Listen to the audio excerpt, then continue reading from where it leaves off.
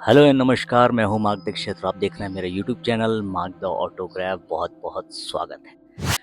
दोस्तों, आजकल आप बहुत सारे किस्से देखते होंगे, बहुत सारे पॉडकास्ट देखते होंगे, बहुत सारे रील्स देखते होंगे जिसमें बहुत सारी बातें बताई जाती हैं कि भैया ये जगह हॉन्टेड है, ये जगह हॉन्टेड है। तो कुछ वीडियोस में दावा करते हैं अरे नहीं नहीं ये तो वैज्ञानिक बातें हैं।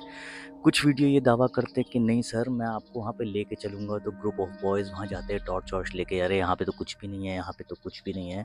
ऐसे तमाम किस्से, तमाम किस्सों से भरी हुई है ये दुनिया। लेकिन अगर इस पृथ्वी पर भगवान को मानने वाले हैं तो कुछ लोग शैतान को मानने वाले भी हैं। तो मतलब अगर भगवान है पृथ्वी पे तो ऑब्वियस सी बात है भूत प्रेत आत्मा वगैरह होती। देखिए, भूत प्रेत और भगवान में क्या अंतर है? भगवान मतलब पॉजिटिव चीज़ें, भूत प्रेत मतलब नेगेटिव चीज़ें। भगवान मतलब दिन, उजाला, रोशनी, और प्रेत मतलब कि अंधेरा, अंधकार। तो ये सब जो अंतर है वो स्पष्ट करता है कि आप भगवान की प्रवृत्ति के हैं या राक्षसी प्रवृत्ति के। बोलते हैं ना कि अरे यार तुम सुबह सो के उठते हो, रात भर पूरे जगते हो तो तुम निशाचर हो। सुबह जागा करो, सुबह ब्रह्म मुहूर्त होता है, भगवान का समय, ऐसी तमाम सारी चीज़ें होती हैं। लेकिन सबसे बड़ा मुद्दा ये है कि भूत प्रेत होते हैं क्या?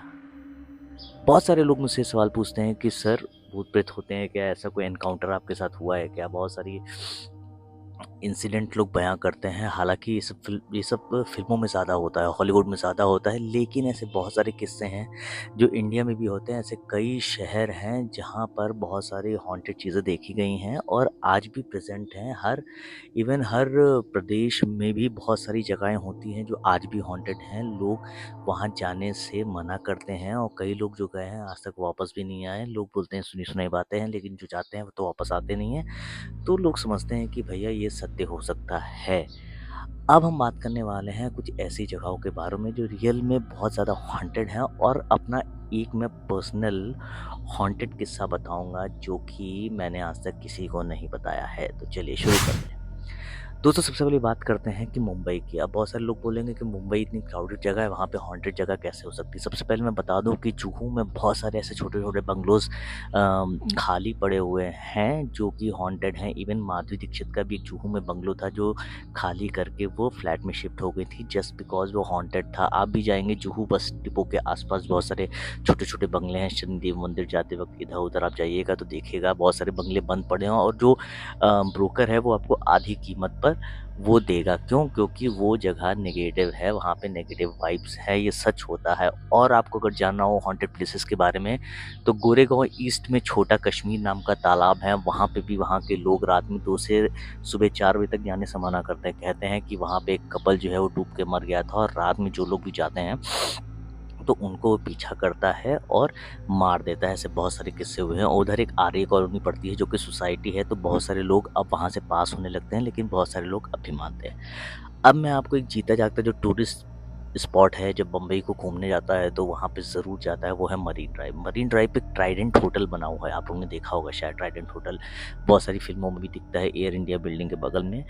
ट्राइडेंट होटल का 13वां माला जो है, आप देखिएगा नीचे से गिनिएगा, आप बैठ के नीचे मरीन ड्राइव पे जो बैठने की जगहें हैं वहाँ पे बैठ के आप देखिएगा 13वां माला जो है, देखिएगा पूरा ब्लैकआउट है। पूरा मतलब वहाँ पे लाइट भी नहीं चलती और ना लिफ्ट चलती, वो पूरा हॉन्टेड है। जेजे हॉस्पिटल बैंड्रा का भी 13th फ्लोर पूरा हॉन्टेड है। उसके बाद माही में डिसूजा चौल जो है वो पूरी हॉन्टेड है। ऐसी तमाम सारी जगह लोग कहते हैं कि जो पवई लेक है पवई में, वो भी हॉन्टेड है। तो ऐसी तमाम सारी जगहें हैं जो हॉन्टेड होती है। आपको दिल्ली में अगर जानना है तो दिल्ली में कैंटोनमेंट, दिल्ली कैंट का जो रेलवे स्टेशन है बोलते हैं, वो रात में आप वहाँ नहीं जा सकते।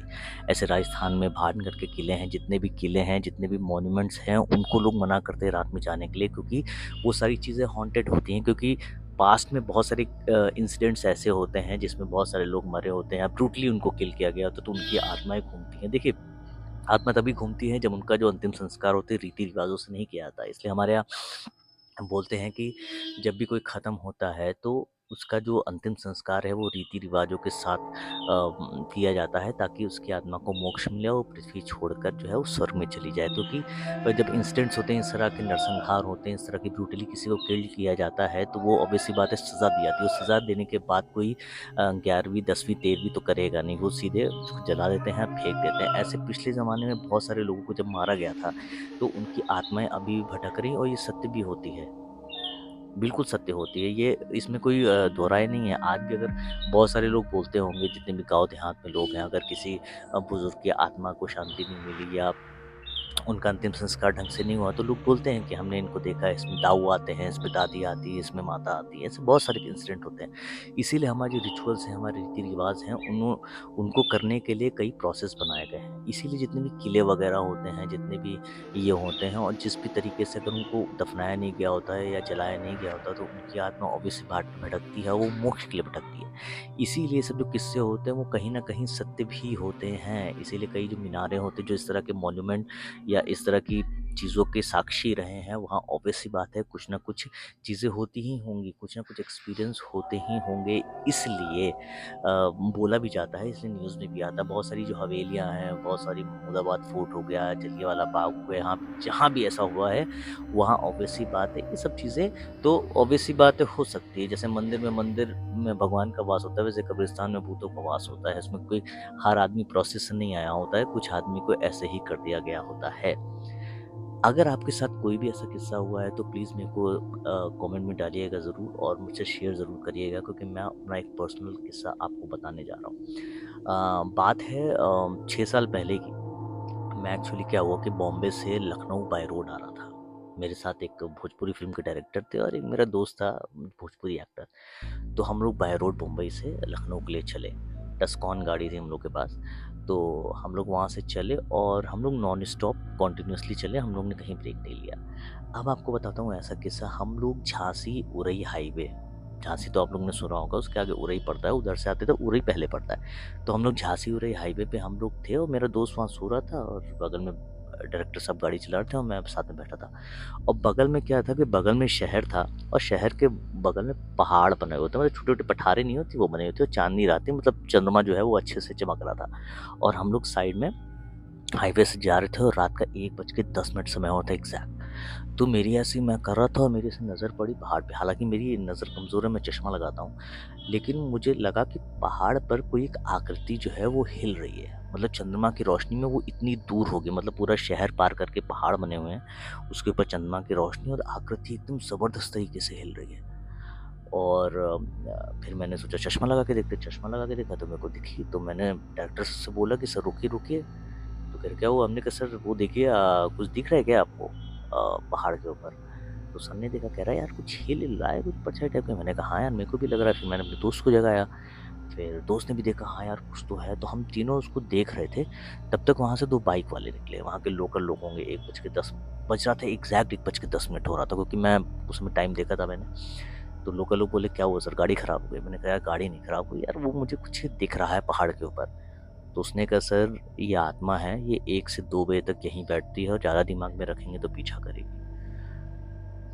तो वो एक्सपीरियंस मेरे उसमें ऐसा था कि ये अभी से नहीं, कई सालों से बैठ रहे, क्योंकि हम लोकल लोग हैं, हम लोग जानते हैं, और उसकी तरफ देखे ही मत। तो हम लोग वहाँ से गाड़ी निकाले और नॉन स्टॉप फिर झांसी से हम लोग लखनऊ आए। इस तरह के बहुत सारे तमाम एक्सपीरियंसेस होते हैं। मेरा एक दोस्त था, एक और किस्सा बताता हूँ। मेरा एक दोस्त था, उसने 4 बंगला महाड़ा में ए विंग थी, बी विंग थी। तो बी विंग में ऑलरेडी मेरा बहुत पहले एक दोस्त रहता था, वो था 32,000 रुपये में 1 BHK लेके रहता था, ओल्ड महाड़ा RTO लेन में।